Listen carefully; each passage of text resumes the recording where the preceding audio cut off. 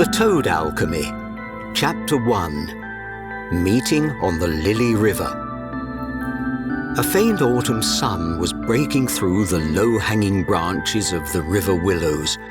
The cool wind gently swayed the curved trees, and the dense leaves of water lilies huddled into large, dark green islands on the water's surface near the bank. The watermill was making a measured noise, and the melody of an unusual musical instrument with a sharp but deep sound was coming from the bank. From time to time, along with the instrument, indistinct singing was heard in a language alien to this region. Perhaps even those who lived in the southwestern part of the beach swamps would hardly be able to make out the words of this song, since in all the provinces of the Swamp Kingdom they had long been speaking High Croak, and old languages like this were used except among the keepers of knowledge about several ancient toad professions, which were rapidly replaced by elementary magic.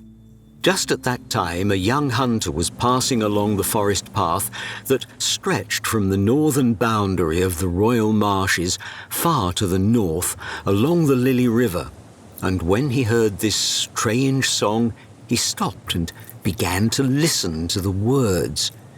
He did not know this language, but he remembered how his grandmother used to sing to him stories about toad druids from the northern forests in Drong, and later translated everything into Croak.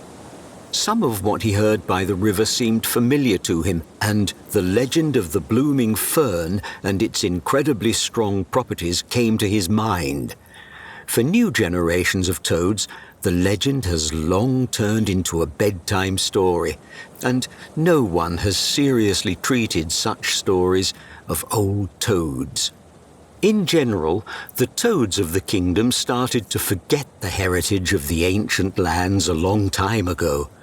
After the unification of the Swamp Kingdom in its heyday during the time of Croak II, the most famous king since the settlement of the southern marshes, the toads crept closer to the capital and adjusted to the interests of the crown, which at that time consisted in maintaining peace with neighboring warlike tribes, developing new crafts and trades, and, of course, strengthening the position of the Swamp Kingdom. Toads began to leave their old lands in the north and west, almost completely left the forests, and with this came the oblivion of the former sources of power and knowledge. "What brings you here, hunter?" A low voice sounded and pulled the wandering toad out of his thoughts. "It's not every day in these parts you can see someone from the royal marshes." The figure of an old toad in a yellow, worn wool cape with a hood appeared in front of the hunter. The toad was leaning on a massive oak staff, twisted at the thick upper end, from which small branches with young green leaves were sticking out. There was curiosity and wariness in his gaze at the same time. "My name is Borg the Hunter," replied the wanderer. "It's not every day you get to see a toad living on the riverbank in the forest lands." "You haven't seen a lot of things yet, Borg the Hunter," growled the elder, frowning, and then softened and added, "Forgive me for my rudeness. I spent too much time among fireflies, mushrooms, water lilies, and books, and completely forgot how to greet my guests. My name is Albog, and I am an alchemist. You've come a long way and are probably very tired. Come into my hut, rest, and tell me your story." The alchemist led the guest through fragrant juniper bushes and invited him into his house, which was thickly entwined with ivy. Most of the toads in the kingdom inhabited mushroom houses, but the old toad lived in a ramshackle hut with a watermill. It was at least 100 years old, and although it was built of sturdy wood, the cold river winds and decades of recent frosts had left many cracks in it. Due to his age and maybe partial indifference, the alchemist only managed to seal up the cracks with a mixture of moss and clay, which sometimes lay rather carelessly on the texture of the wood. Despite the appearance of the hut, it was warm and cosy inside. In the middle of the main room, there was a massive oak table with burnt areas on the surface, and every corner of the room was reinforced with pine beams covered with thick bunches of fluorescent mushrooms that illuminated the space with a soft turquoise light. Borg had eaten nothing since the morning and gladly accepted a piece of dragonfly pie and a mug of swamp ale from the alchemist. For a while, the toads were silent and watched through the window as the Lily River slowly flowed, turning the wheel of the mill. Evening fog gradually descended on the bank lands, and the cheerful singing of birds was replaced by a choir of crickets, buzzing insects, and occasional splashes in the water. "So, what brought you to the woodlands?" The alchemist broke the silence. "I'm not just a hunter," began Borg. 10 years ago, I graduated from the School of Spear and Bow in the Royal Marshes, then worked at the court for a while. One day I was hunting south of the castle and drove a golden-winged dragonfly into a trap. These dragonflies are very rare in our area. Beside myself with excitement, I covered the distance to a favorable position on a rock in a few jumps and killed a dragonfly with a well-aimed shot. It turned out that the commander of the Royal Guard was watching my work from the fortress wall. He was very impressed and later called me to him and said that they needed such warriors. But he couldn't just take me into his guard. By tradition, a candidate for the guards must bring a rare trophy from the woodlands, the head of a giant slug. That's why I came here." At these words, Borg thought about it and took a big sip of swamp ale. "I see that your intentions are serious, hunter," said Albog, slowly stroking his beard. "And I want to warn you that your way will be more difficult than you expected. No one has seen giant slugs in these areas for more than 2 years. There are only small species left, and there are so few of them that you won't find enough for a pottage for a whole day." "Where did they go?" asked Borg, puzzled. "It happened very quickly. No one understood the reasons for their relocation, but I still managed to find out something. They headed north across the river." "I don't understand. Why north? Aren't the woodlands the most suitable for their life?" "I have some guesses, but I would not make premature conclusions," the alchemist replied. He looked old in the dim light coming from the mushrooms, which only emphasized his numerous wrinkles, thick grey eyebrows and deep-set eyes. Borg noticed that despite his unshakable calm and thoughtfulness, the old toad was happy about something. After waiting a bit, the alchemist said, "If, after hearing the news, you still intend to continue your journey, I can help you. I have long intended to go about my business in the northern forests." "I have never gone beyond the borders of the woodlands, and I do not know how long the whole journey can take," said the hunter. "Without an experienced guide, I will not get to the northern lands. Give me some time to think, Albog. If you let me spend the night at your house, I'll give you the answer tomorrow, and you will tell me what you want in return for the help." Chapter 2. On the Way. Borg woke up early at dawn, but the alchemist was not around, and he decided to see the hut in the morning light. Old, crumbling pieces of parchment with chaotic notes, maps, and sketches of plants and mushrooms were everywhere. The shelves were filled with heavy volumes with titles in a language he did not know. Probably it was Drong. When Borg was leaving the bedroom, he almost tripped over a pile of roots and berries which were not there yesterday. "I see you're up already." Albog suddenly stumbled into the hut. "I couldn't sleep tonight, and I decided not to waste time in vain and stock up on food for a few days." He said that, throwing an armful of colourful mushrooms towards the pile. Albog sat down on a bench and took out his pipe. "So, what have you decided, Hunter?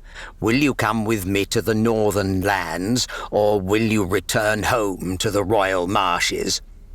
"I've decided to go, alchemist," replied Borg. "But what do you want in return? In my area, the services of a guide cost a lot." "As I said, I have some business in the northern forests, and I was going to cross the river anyway. I am already quite old, Hunter, and I will not be hindered by a companion who skillfully wields a spear and a bow and can protect me in danger. That will be my price." "Fair enough," said Borg. Borg checked his weapons, food and clothing, while Albog put the pre-selected notes and potion recipes into his bag. When everything was ready, the toads filled their canteens with water from the river, took another look at the map, and moved north along the eastern bank of the Lily River. As with every journey, the beginning of it was the most pleasant. The toads walked in a good mood, passing narrow paths through birch and maple groves and admiring the reflections of the sun in the fast waters of the river. A day later, the main path moved away from the eastern bank and took the travellers beyond the cornfields into the shade of an oak alley. The ground was covered with yarrow and bright chicory flowers, and the scents of summer herbs and pine resin were still in the air, although there was already a sense of cool autumn. From time to time, travellers told each other stories from their lands. Albog said little about himself, but from his scattered stories about the woodlands and other old legends, Borg realized that the alchemist came from the north, from the former land of the Druids, and spent almost all his life on the riverbank in search of rare plants, insects, and other creatures of the forest. He didn't mention anything more about his interests in the northern forests. On the third day of the journey, the toads made a halt in the evening golden hour and decided to spend the night under a large oak tree on the edge of the forest. Emerald ivy branches were crawling along the old bark of the tree. Looking at this foreign giant, Borg unwittingly recalled the royal tree in the courtyard of the castle. He had seen it only once, the day he was summoned by the commander of the Royal Guard. For many centuries, a complicated ritual had been carried out under that tree, with the selection of a fertilized royal egg, which was supposed to turn into a tadpole and then into a toad, the heir to the throne. The bushy branches of the oak reliably protected the travellers from the light rain that had started, and they gladly began to eat dried berries and mushrooms that Albog had prepared for the trip. "It's getting cold," said the alchemist. "The warm autumn days are over, and we should take care of new clothes that will protect us from the cold winds. In 4 days we will reach the bridge. But before we cross it, we should visit a merchant who lives nearby. He often has good clothes and furs. You know how quickly the winters come to us, and we will also need to replenish our food and drink supplies. Don't worry about the payment. Those mushrooms that I collected by the river don't grow in the merchant's land, and he will willingly part with a couple of warm clothes and a bag of dried dragonflies to get them." The night was cold, and Borg did not sleep well. After having breakfast with the remains of a dragonfly pie and warming up a little, the toads went on. The old toad remembered for a reason about the rapidly advancing cold weather. It rained all 3 days of their further journey, and the northern winds mercilessly blew through their woolen capes. Finally, they reached the fields in the bend of the river, from where they could already see the main road stretching from the southern marshes to the bridge, and in the distance to the northeast, the dark blue outlines of the jaws of Moorbog, an impressive chain of mountains in the northern lands, were barely visible. There was no rain, but the sky was covered with heavy thunderclouds, and the travellers hurried through the tall stalks of rye so as not to get caught in the downpour. Right by the stone bridge, there is a small toad settlement, a border pond with a couple of merchants, a tavern, and a dozen residential buildings. More than the others, there stood out a striking mushroom hut with a huge lopsided hat. It has grown so much that its edges almost touched the ground. To prevent the cap from completely blocking the entrance to the house, 2 large oak logs were propped up from the side of the door, between which a sign was flaunted, "Clog's Northern Goods." The merchant earned a lot during the last wave of migration of toads to the south and was able to secure a comfortable old age. And since his house was on a straight road leading to the former Druid lands, where separate toad villages still existed, he often managed to meet rich travellers from the royal marshes interested in outlandish goods from the north. The toads passed through the low gate and rang the brass bell on the dark red door. A moment later, the door was opened by a plump toad of about 70 in a vest of soft brown leather and loose linen trousers, with a green belt. "Come in, dear guests from the south," the toad said politely. "This way, please. Are you looking for something special? Clog's Northern Goods sell the rarest things in the whole kingdom." "Thank you, Clog," replied Albog, brushing the dust of the road from his cape, and was the first to enter the bizarre mushroom. "We need warm clothes and food for 2 weeks of travel." Albog looked at Borg and added, "Show my friend what arrows are made across the river. I'm sure he won't mind taking another quiver with him." "What kind of business do an alchemist and a hunter have in the north?" asked Clog, with undisguised curiosity, opening a heavy chest with forged rivets and carved patterns of the northern toad tribes. "I'm looking for a couple of rare specimens of mushrooms that, as far as I know, grow across the river. I don't hope for a quick search, so I called a friend with me. As for the mushrooms..." Albog took a worn leather bag from his belt and opened it in front of the merchant. It contained 10 perfectly preserved fly agarics with unusual purple hats. "Such payment I will gladly accept," said Clog with inspiration. "Still, an unusual couple for these lands. An experienced alchemist and a hunter from the royal school of spear and bow." Borg looked at the merchant with wariness. "Come on," Clog laughed, putting his paws on his round belly. "The school emblem on your spear glitters so brightly in the firelight that only a blind slug wouldn't notice it. And I'm also ashamed not to know that the old Albog comes from the Druid lands and misses the frosty air in the endless pine forests.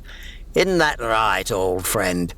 Clog winked cheerfully at the travellers and invited them to choose warm clothes from the chest, while he went to the cellar for 2 thick bags of dried dragonflies and berries. "This should be enough for a couple of weeks." Clog threw the bags on the bench.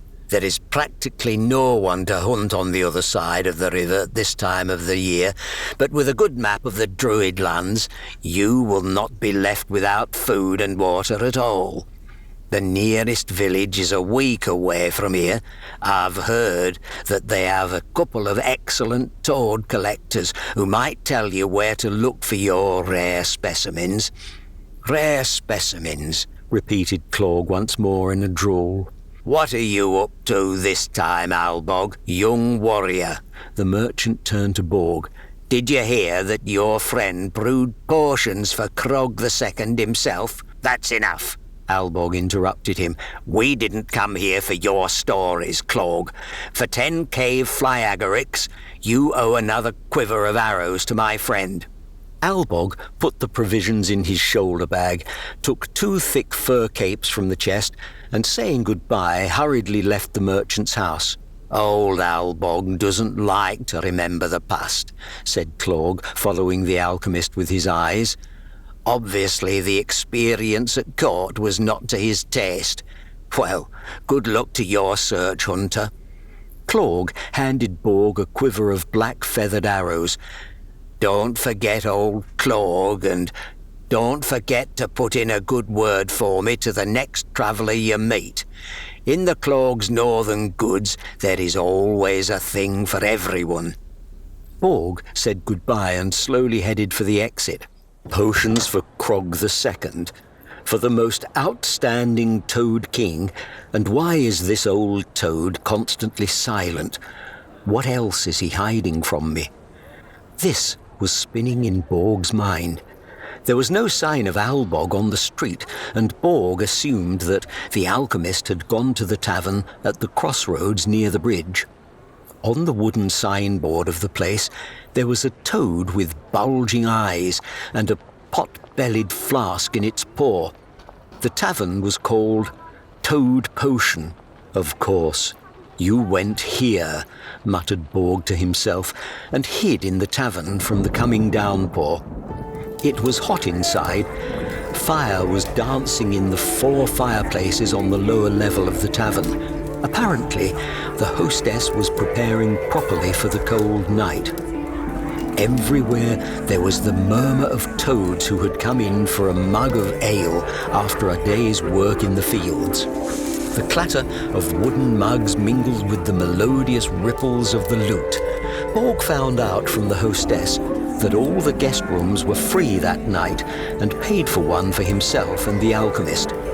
Albog sat alone in the far corner and thoughtfully looked at the fire. Shadows danced on his tired face, hidden in a beard that was dishevelled after a week's travel, and it was not difficult to guess that he was remembering the past days. Borg silently put 2 mugs of swamp, or rather pond ale, on the table, took off his cape and sat down next to him, looking at the old smoky fireplace. He took a couple of sips of the tart drink and started on a rye flatbed with cumin. I suppose you want to hear my story. Albog looked at the hunter, and he nodded. As a young toad, I left my swamp village for the first time and headed south to the Royal Marshes. In the capital, I found a job as a doctor's apprentice, and every day spent a lot of time searching for ingredients for his healing ointments. In a couple of years, I managed to have enough experience and knowledge to enter the Royal Mage Academy at the Faculty of Alchemy. At that time, it still existed. I studied the amazing properties of the rarest mushrooms, algae and insect glands. I made some progress in elementary magic and used all my strength and knowledge to further study the gifts of nature to the smallest detail.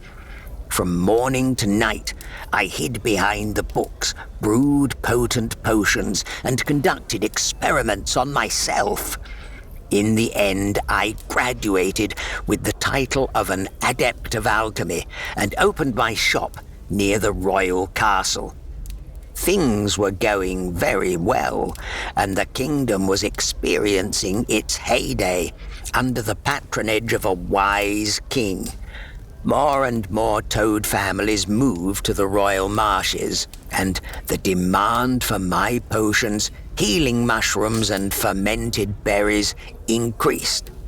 One busy day, the royal counselor came to me without warning and asked me to follow him. I was stunned, but I couldn't refuse. He led me into the castle through the main entrance and escorted me to the throne room. That was the first time I saw King Croak II. He was already 200 years old, but even at that age, his formidable, motionless figure, as if carved together with the Toad throne, inspired deep reverence.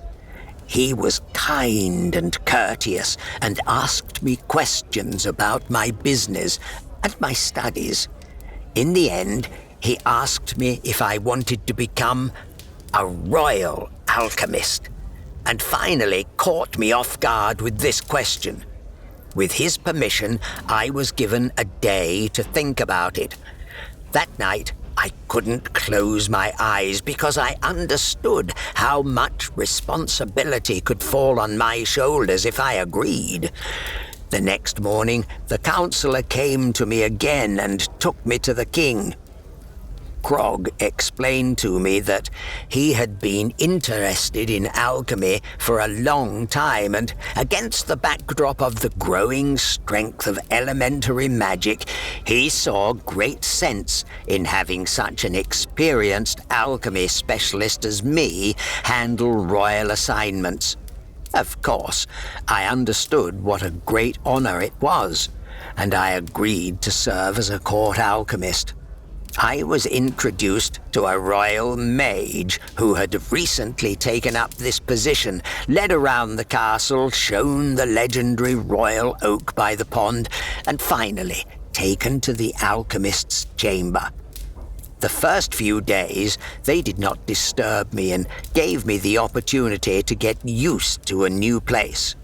And then the first orders began to arrive, to make a potion against insomnia for the chief housekeeper, to prepare a batch of healing mushrooms for sick toads in impassable swamps, to brew a potion of endurance for the commander of the royal guard. And so, 15, maybe 20 years have passed. I loved my job. There was a lot of it, and I lost track of time. One day, the king himself came to me. He rarely did this because he was constantly busy or spent a lot of time in solitude. Still, gently and politely, he asked me if I needed anything, if I was satisfied with the reward for my service, and then invited me for a walk in the royal garden. There he told me that he was increasingly concerned that there was no heir left after him. It so happened that Croak II could not have offspring. He worked for many years and managed to create a strong kingdom and bring peace to the Toadlands. He was no less proud of his royal entourage and deeply respected the counselor, the mage, and me. However, he did not feel enough wisdom and strength in anyone to accept his royal staff and put on the crown. He was silent for a while, peering into the empty royal pond, and then he looked at me with his deep eyes and said, "Albog, my friend, I have aged a lot, and my mind is beginning to veil. Soon I will lay down the crown and begin the search for a worthy successor. But I am afraid that the time allotted to me will not be enough, and therefore I will ask you for one last favor, after which you and I will part our ways. I want you to make a potion of 3,000 years for me. There's a cold shadow hanging over the kingdom, Alborg, and I need more time.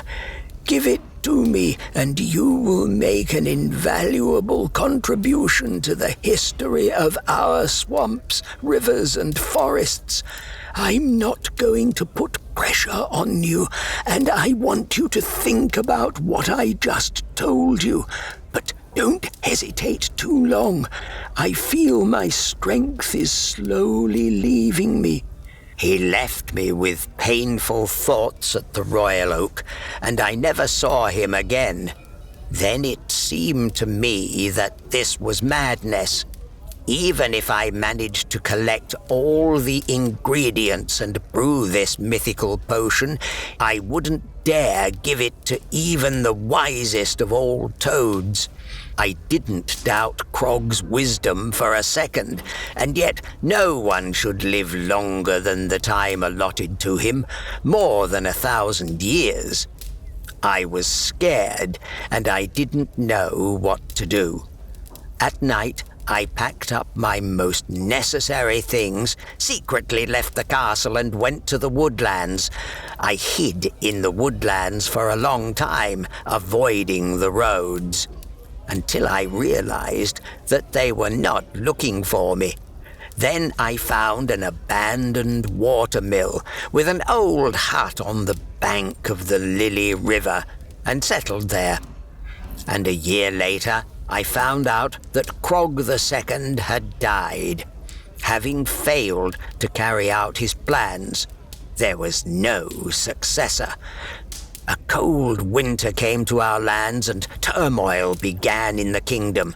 The long winter and famine took many toads' lives, and a grain of doubt began to arise in me. Did I do the right thing? What would have happened if I hadn't been afraid back then and had done for the king what he asked? Would he have been able to prevent the disaster he warned us about? These questions, alas, remained without answer. Sometime later, I heard that the Royal Council had chosen the Royal Mage Florg as the defender of the swamp and forest lands and put the crown on him. Florg was a worthy toad with a lot of experience and a kind heart, and the toad people once again had hope for the prosperity of the kingdom. I know him well and respect him, Borg.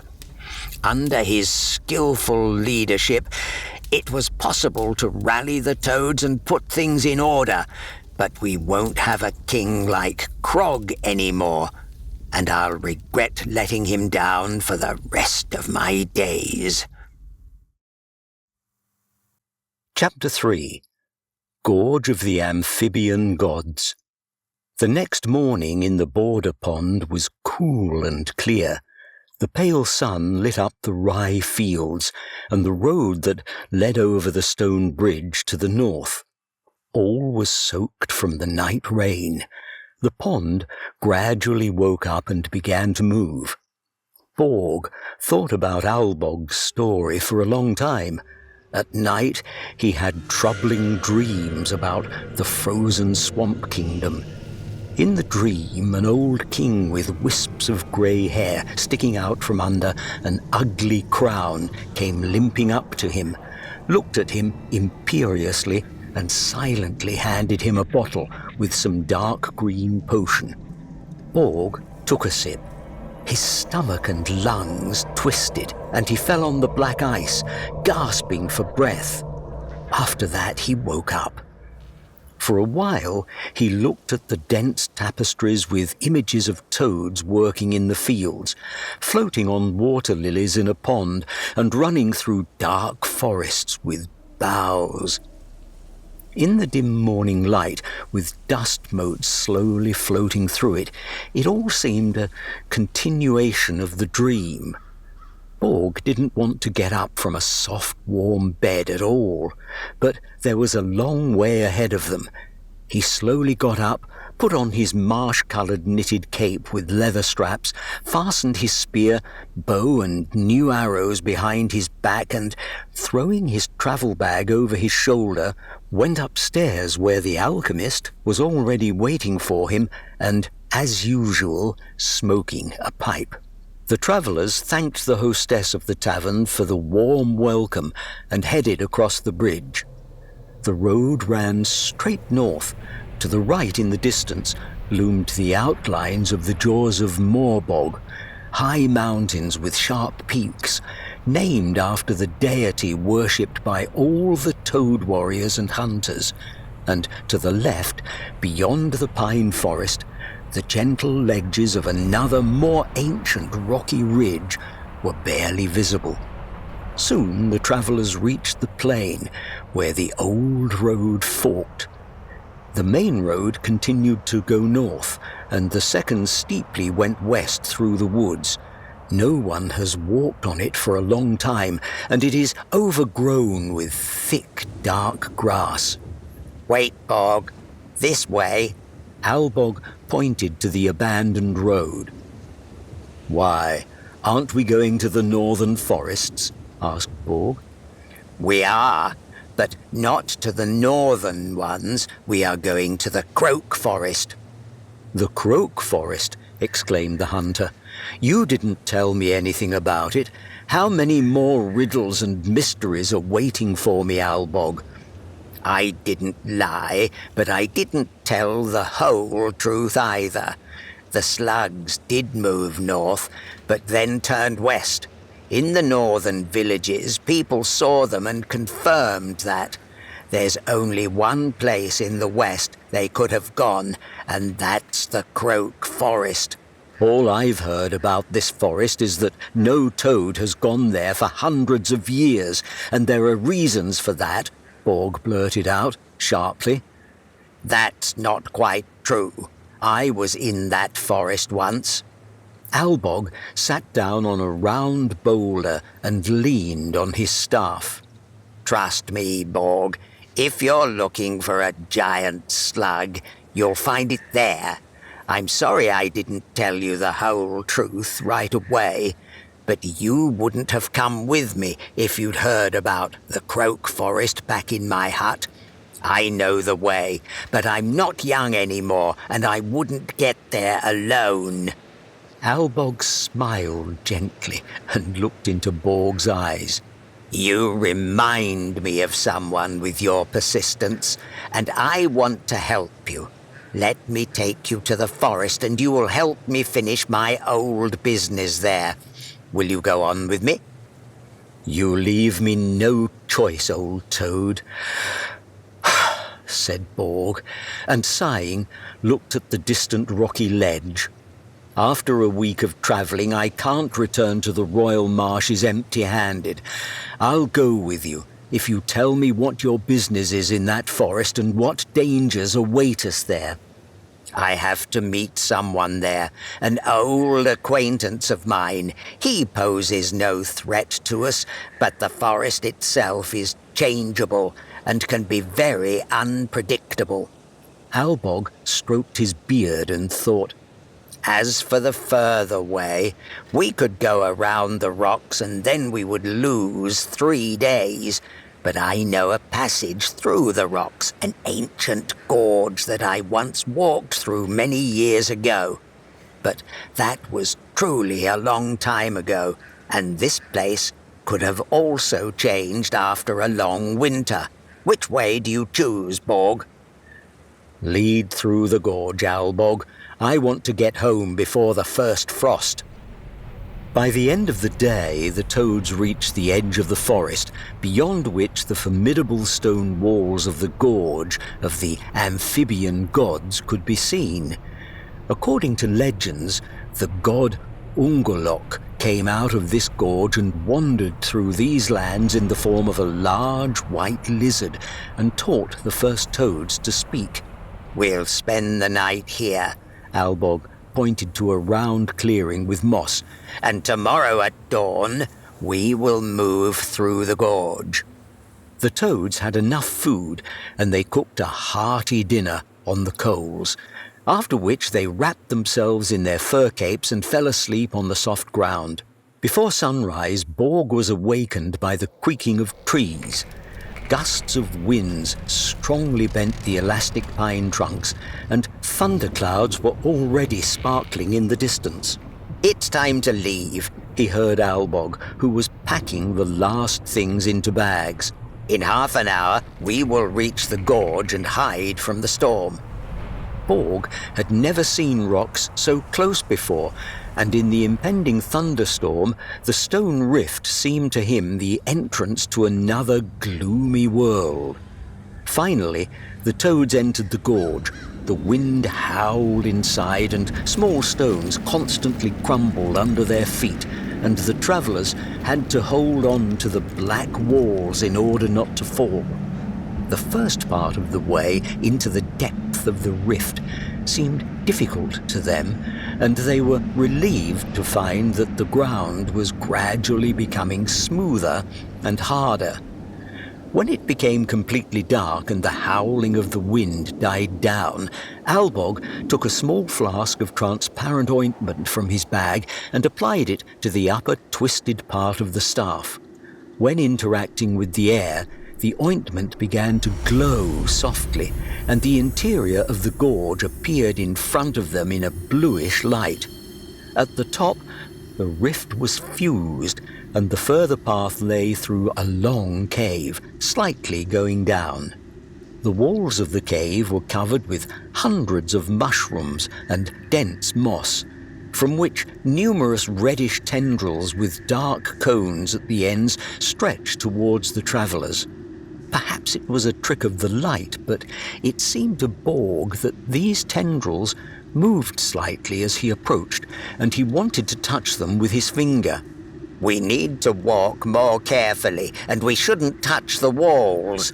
Albog stopped his hand and pulled his hood tighter. The cave seemed to be trying to study the uninvited guests, and the deeper they moved, the stronger the reddish tendrils stretched towards them. Some mushrooms pulsed with green and purple light in the places where the toad's paws stepped.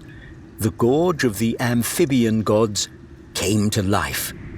After a while, Borg began to think that he heard a strange low rumble, which then turned into an eerie low singing with long repeated words. It was getting noticeably colder. The toads were approaching the heart of the mountain. Albog, what's going on? Borg was a brave hunter, but even he was not at ease in this place. They are the spirits of the mountain, replied the alchemist.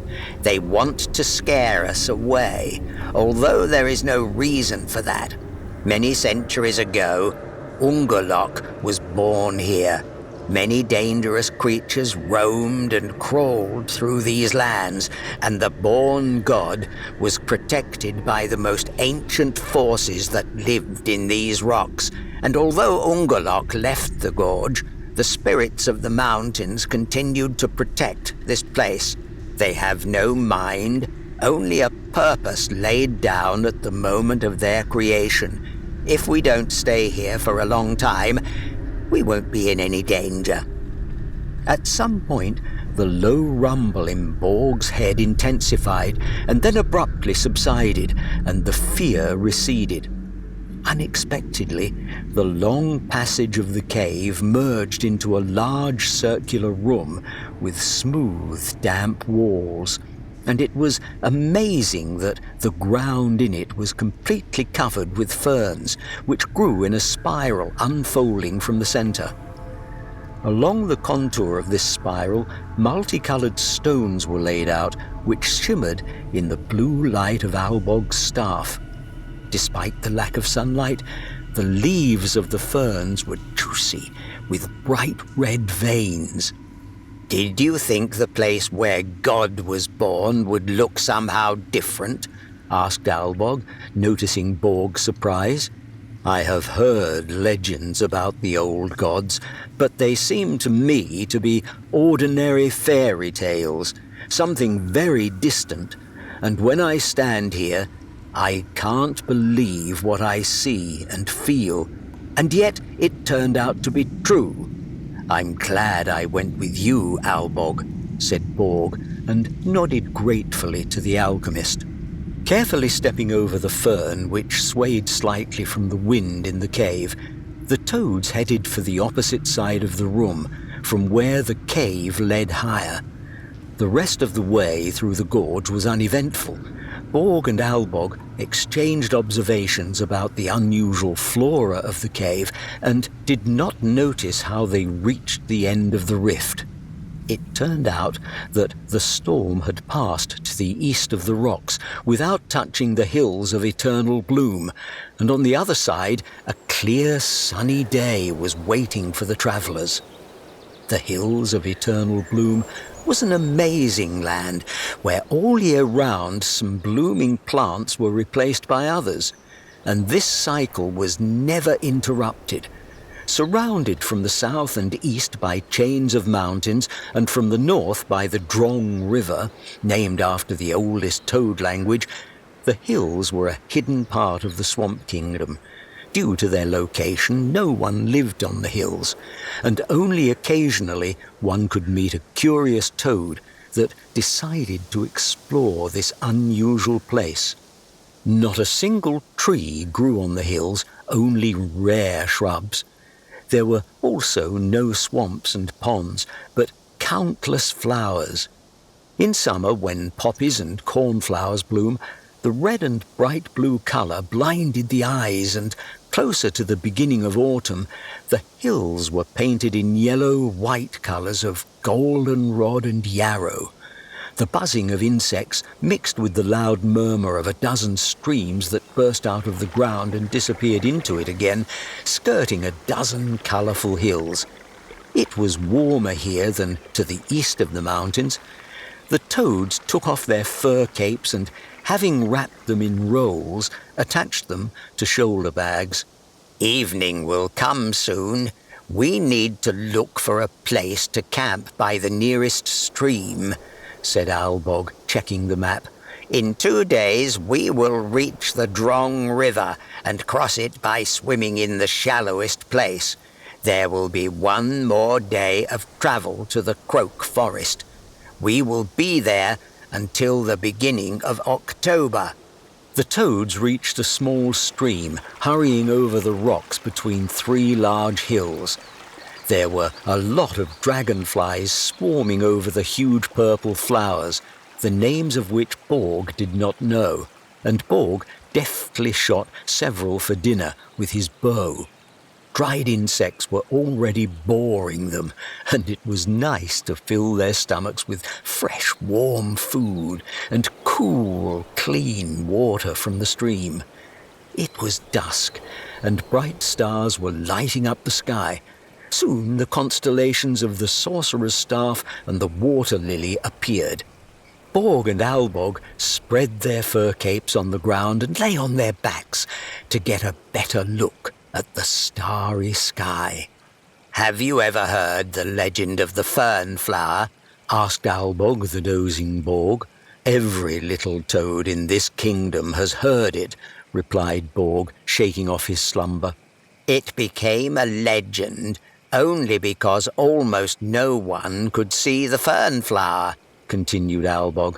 It blooms only 1 day a year, or rather at night, during the hunter's moon at the very beginning of October, when the entire harvest has already been harvested, and animals roam the fields in search of food.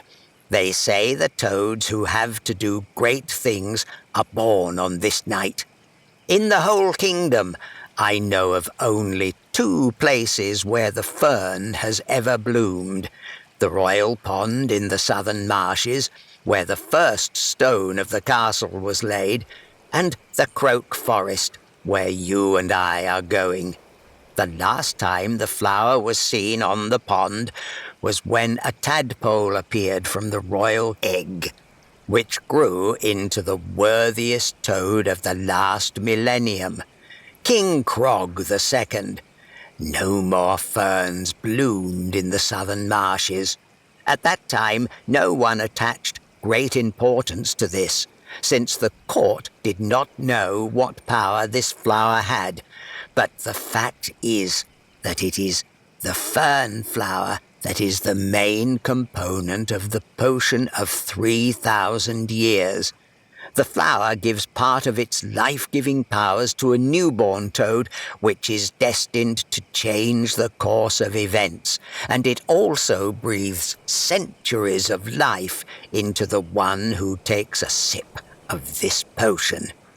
Unfortunately, I found out all this only after the king's death, when I was hiding in the woodlands. I went all over the kingdom looking for mentions of the potion and found the answers in the Croak forest. "So, we're going to the forest to get this flower?"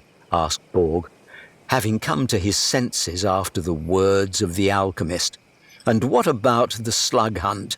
"The giant slugs are there too, Borg," reassured him Albog.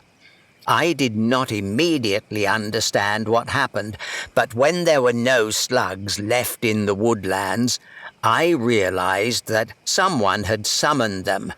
This is powerful magic, and only one toad in the kingdom could do it. A forest sorcerer whom I met many years ago and who told me that the legend of the flower is no fiction. Trusting me and my interests, he told me that every year he looks forward to the night when the fern flower blooms. He is attracted by the image of the flower's beauty and its immense power, but he never planned to use it for his purposes. When I told him my story and mentioned King Krog's request, the sorcerer frowned. We argued, and he insisted that I leave the ancient forest.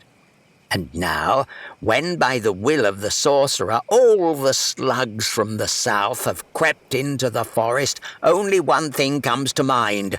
The fern will bloom again, and this time with special force." "But why would the sorcerer summon slugs?"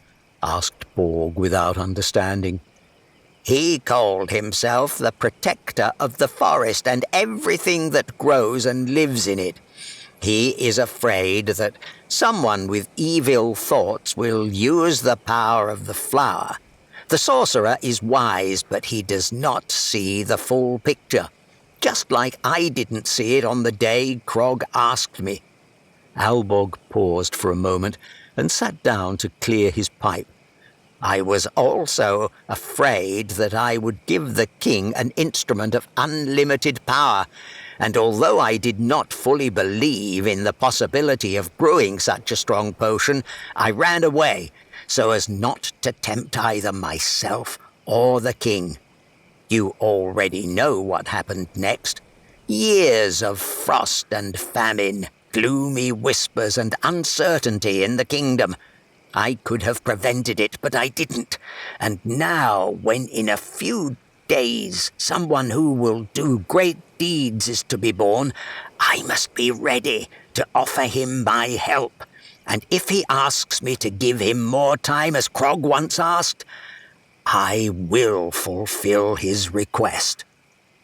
Borg's head was buzzing from what he heard. When he saw Albog near his dilapidated hut on the riverbank, it seemed to him that he had met a strange, grumpy old toad who was slowly going crazy, surrounded by mushrooms and insects. But now an experienced royal alchemist with a difficult fate has straightened up in front of him, who has come a long way and learned to see what is hidden from the eyes of simple toads like Borg. He felt even more respect for him, but could not find what to say at that moment. "I'm sorry, Borg. I was captured by strong feelings and I need to walk a little," said Albog, getting up from the ground and leaning on his staff. He then slowly disappeared behind the hill. Without waiting for the alchemist to return, Borg fell asleep on the soft ground under the lulling sound of the stream. The next morning was also clear. In a good mood, the toads continued their way through the hills. Albog told Borg a lot of interesting details about the plants and flowers that they met on the way. For example, tea from polychrome field flower quickly relieved headaches, and a pinch of dried moon moss acted as a strong hypnotic. After a couple of days, the toads reached the Drong River. It flowed down from the western slope of the Amphibian God's Gorge and was the last frontier before the Croak forest. The distance to the other bank was short, so the toads threw their bags, backpacks, weapons and staff across the river, and then carefully entered the rushing waters and swam along the very bottom, skillfully pushing off with their hind legs. There was the last throw to the forest across the fields, which the toads almost completely overcame in half a day. The day was cool, with changeable weather, and by evening a thick fog descended on the fields. Borg and Albog decided to make a halt earlier to have a good rest before entering the forest. They found a thick tree felled by the wind and stretched their capes between its broken branches and the ground, pressing the edges down with stones. The toads dined on crunchy insects that Borg had caught the day before in the hills, and then lay down under their warm canopies and fell fast asleep. Chapter 4. The Croak Forest. By morning, the fog had receded, and the toads saw the mighty Croak forest. Straight rows of trees with long silver trunks towered in front of them, which ended in ornate crowns with orange foliage. It was like an endless maze, confusing the traveller to take him away from the heart of the forest. There were many rumours about the Croak forest. Someone said that the first conscious toads came out of it, although there was no recorded historical information about it. The others said that the forest had always been wild and that forces lived there, fiercely defending their land, beyond the control of even the most powerful toad sorcerers. Although one of the well-known facts about the forest was that one day the elder brother of the royal mage, Florg, who at that time was still studying at the Swamp Academy, settled there, and throughout the years of deep study of the power of this forest, turned into its defender. They tell a lot of terrible things about this place, but I hope for the prudence of the sorcerer, said Albog, and confidently walked through the silvery trees, practically not leaning on his oak staff. Borg hurried after him with his spear at the ready. The further the travellers advanced into the depths of the forest, the gloomier and more impassable it became. Over time, the beautiful silver trunks were replaced by lower trees with powerful roots and dense, bumpy bark, which grew so close to each other that their branches intertwined, creating narrow tree arches. Sunlight could not penetrate through the thick brown foliage, and it became difficult to breathe. Pores constantly fell into the wet, squelching moss. "How far do we have to go?" asked Borg. "The rest of the day and part of the night. Soon we will reach the stone plateau, and after passing it, we will get into the domain of the forest sorcerer." The hunter frowned. "We need to set up a camp and rest. We're barely moving our paws anymore. Why are we in such a hurry?" Albog turned abruptly and looked at Borg with his penetrating gaze, in which, for the first time since their acquaintance, anxiety was read. "I feel that the forest has changed. It is impossible to set up a camp and burn bonfires in this part of the forest, and I wouldn't risk closing my eyes here, even for a short sleep. So far, the path has been calm, but do not be deceived, Borg. We are being watched, and we are not expected in the heart of the forest." The toads walked slowly on the wet moss, which was sinking more and more under the weight of their paws. There was no sound of birds singing, no rustling of leaves. The forest froze in anticipation.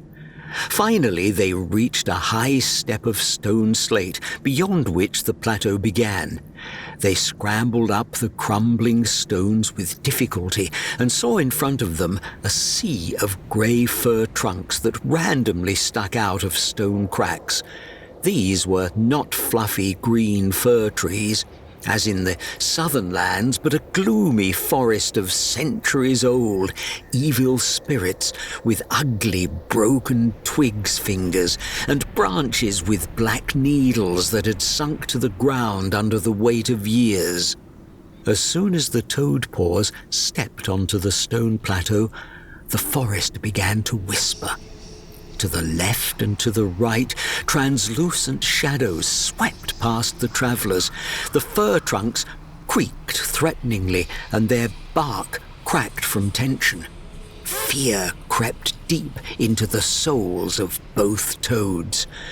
Albog offered Borg to drink a concentration potion, and it became a little easier to move forward, although danger still circled the toads. The nightmare of the fir forest seemed endless, but at some point the trees ended and a huge section of bare stone slabs stretching far to the west opened up in front of the toads. As they made their way through the forest, it got dark, and a large orange moon was visible in the sky, which was supposed to become full the next night. "Albog, we should rest for at least a few hours," said exhausted Borg. Good. Lie down and rest. I'll stay on guard. Albog sat down on the twisted log, took a small bottle of some bluish liquid from his bag, and drank it. He leaned his paws on his staff, and, without blinking, stared into the darkness of the forest. Borg fell asleep almost instantly, but all night he was tormented by nightmares. He dreamed that he was walking through the Black Forest after the alchemist, but began to lag. Borg called him, but he did not turn around and only moved further away from him, hiding behind the trees. Borg's paws sank knee-deep into the ground, and the terrible, gnarled trees tightened into a ring around him. They wrapped their roots around him and dragged him deep into the thick mud. Then he dreamed of a forest sorcerer who was hovering between tall fir trees and silently looking at him with empty black eye sockets. Borg tried to run, but no matter which way he turned, he always found himself at a steep cliff with a bottomless abyss under his paws. Only with dawn did the bad dreams recede, and Borg was able to sleep without worries. It's time to go, Hunter. Albog woke him up when the sun had already fully illuminated the cold stone slabs. "How long have I been asleep?" asked Borg, coming to his senses. I don't know. Half night and a couple of hours with dawn.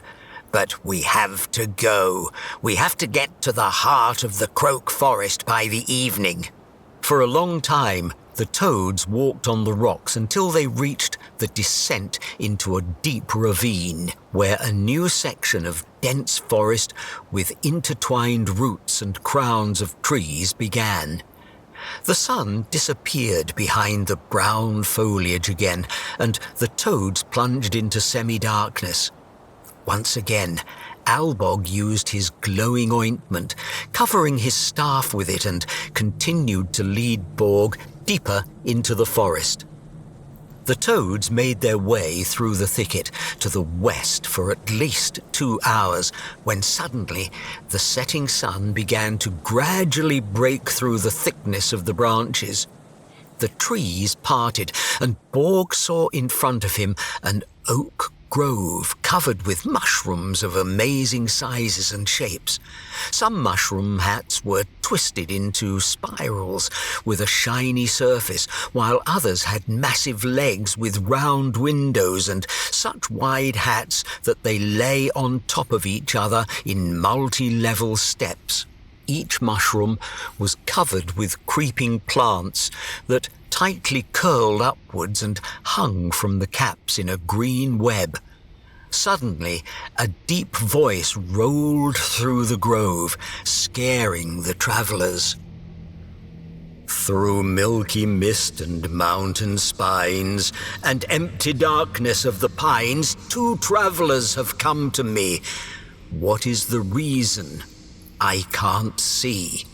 An elder toad with selfish dreams. He knows everything he deems.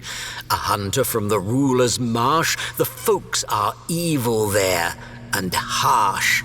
Why have you entered my domain? I won't believe you've gone astray. I'll give you an advice with pleasure that is much worthy than a treasure.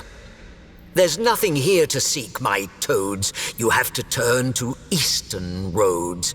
But if you still refuse to hear, there will be trouble, will be fear.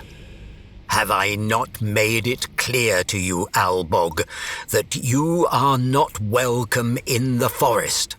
Finally, Borg noticed the figure of a sorcerer on the balcony of one of the giant mushrooms. He wrapped his paws tightly around the intertwined bars and stared menacingly at the toads, flashing his big eyes. His grey beard fell below his knees and was tied at the end with a ring of ivy. Instead of a hat, the sorcerer had a mushroom on his head, put upside down. Thin branches of a tree with triangular red leaves were woven into his old black robe. "Listen to me, sorcerer," Albog stepped forward. "I'm sorry that we parted in a quarrel, but you don't see everything that happens in the kingdom. Hiding in your magic grove, you didn't see the darkness that descended on the southern marshes. You didn't starve like hundreds of toad families. You brought this darkness upon yourself, building fancy castles, choosing kings and starting wars." The sorcerer cut him off sharply. "My stupid brother is now sitting on his royal chair and thinks that he is doing well and ruling only for good. And then toads like him dare to ask their court magicians to prolong their lives, to continue enjoying their powers. Your brother is a worthy mage and ruler." Albog tried to calm the sorcerer. "He has his flaws, but he does his job with honor. But it's not about him. You know that today a toad will be born, which is destined to unite all folks again, as Croak once managed, and this time I have to do the right thing. So that's why you came. You decided to steal a fern flower from the heart of the forest, and you also brought this thug with you," blurted out the sorcerer with a contemptuous nod in the direction of Borg. "Well, I decided a long time ago that brute force is not my way, but I will not stop the guardians of the forest, who will protect with dignity what should remain untouched." With these words, the sorcerer disappeared inside the mushroom, and from all sides from behind the trees, huge brown slugs with disgusting black mouths full of small sharp teeth crawled towards the toads.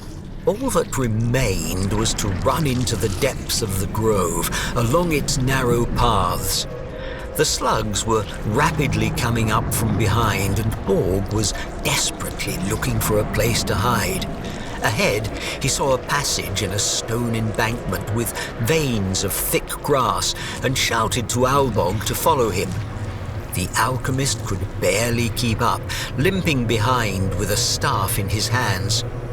Running into the passage, Albog stumbled, and the slug that overtook him from behind grabbed his paw and began to drag him back into the grove. Borg noticed it in time, and in a long jump poked the slug in the side with a spear. The slug hissed and released Albog's paw. "Let's run for cover," shouted Borg, and dragged the alchemist further down the passage of stones. They ran almost to the end of it, when suddenly a new enemy blocked the road in front of them. It was a huge silver slug, even bigger and faster than its fellows. He let out a terrible wheeze and rushed towards Borg, who was already standing ready with his spear. At the school of spear and bow, young fighters were not trained for such battles, but still, years of training and hunting made Borg a strong and agile warrior. The slugs behind the toads stopped, blocking their escape way, and Borg bravely repelled the giant's attacks, covering the alchemist with himself. After several unsuccessful attempts to grab the hunter, the silver slug decided to lean on him with all its weight to pin him to the stones, but Borg foresaw the giant's attack and at the last moment jumped aside and cut his neck with a chopping spear blow. The slug fell to the ground in front of the toads and panted heavily. "Stop this madness!" There was a sorcerer's cry who suddenly appeared at the other end of the passage. He hit the ground with his staff, and a dozen slugs behind the toads spread out in different directions. The sorcerer hurriedly approached the dying silver slug and looked angrily at Albog and Borg. "If you are ready to risk your lives and kill the Prince of Slugs for your selfish purposes, then take the flower and get out of the forest." The sorcerer closed his eyes and began to chant a spell in low guttural sounds, slowly swinging his staff, at the end of which a yellow stone with many facets was fixed. The spell stopped the bleeding, but the slug's wound was too serious. "Let me help," said Albog, and knelt in front of the slug. He took out an oblong vessel with a translucent white ornament from his alchemist's bag and put it into the edges of the wound. The sorcerer continued to recite the spell, and the wound gradually began to heal. The skin in the center of the wound became rough, and the silver giant stopped breathing heavily. He carefully rolled over from side to belly, looked at Albog, and slowly crawled away after the other slugs. "We didn't want this battle," said Borg, "and yet you almost killed the last slug prince," said the sorcerer, a little more gently. "However, this is also my fault. I wanted to scare you away from the heart of the forest, but I understand your strength and agility, Hunter." The sorcerer sighed. "If you really need a fern flower, you can take it, but please don't come back to this forest again." With a last inquisitive glance at the travelers, the sorcerer adjusted his robe and disappeared. "I'm afraid you'll have to go home empty-handed, Borg," said the alchemist. "After the journey we've made and everything you've shown me and told me, Albog, I'm not sure I really want to join the Royal Guard anymore. I want to see our whole kingdom, to visit places where I have never been before, to understand what toads do in the northern lands and impassable swamps. During the last 2 weeks, I've learnt more than I have in 10 years, Albog." "That's indeed an amazing feature of all great adventurers. The traveller never returns home the same," said the alchemist with a smile. "The sun will soon set, my friend. Help me find the flower." Borg and Albog came out of the stone passage and found themselves in a clearing with a dozen tall trees and such thick trunks that even 4 toads could not embrace them by holding their paws together. The whole ground was covered with ferns and ivy, crawling through it and climbing up the trees. "This is the heart of the forest, Borg," said the alchemist with delight. When the sunset rays were slipping away along the tops of the colossus trees and the bright hunter's moon lit up in the sky, Borg noticed a small white flower in the very center of the clearing. It was so unremarkable that an inattentive traveler could easily have missed it and passed by. They had come such a long way for this small wonder of nature, and so much more had to happen for it to play its role in the fate of the Swamp Kingdom. This is a truly amazing thing. The Toad Alchemy, thought Borg, and slowly approached the Fern Flower with Albog. The end.